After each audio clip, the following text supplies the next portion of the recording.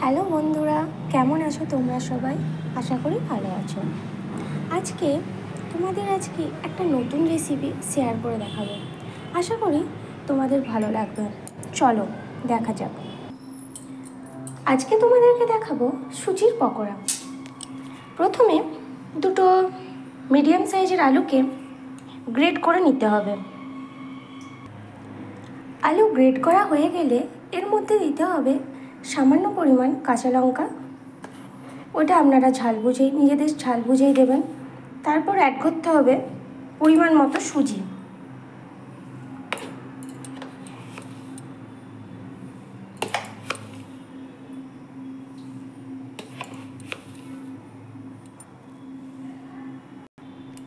তারপর অ্যাড করতে হবে স্বাদ মতো লবণ।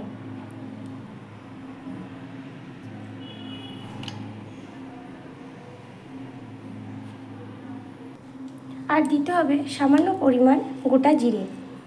তবে ধনেপাতা থাকলে আরও টেস্ট হয়, যেহেতু আমার কাছে নাই তাই আমি এটা দিলাম না, আপনারা থাকলে এটা অ্যাড করতে পারেন। এরপর এটাতে অ্যাড করতে হবে সামান্য পরিমাণ হলুদ।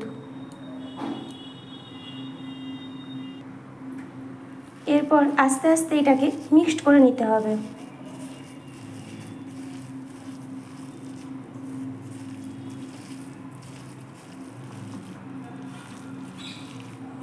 আপনারা এটাতে জল ইউজ করবেন না, কারণ জল ইউজ করলে এটা আরও নরম হয়ে যেতে পারে।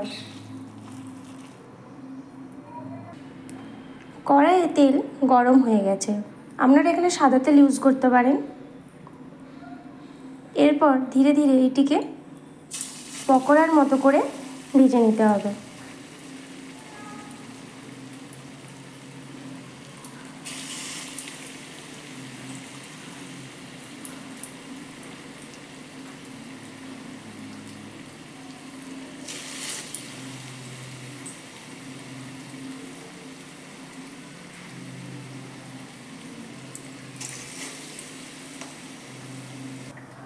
এরপর রেডি হয়ে গেল গরম গরম মুচমুচে সুজির পকোড়া।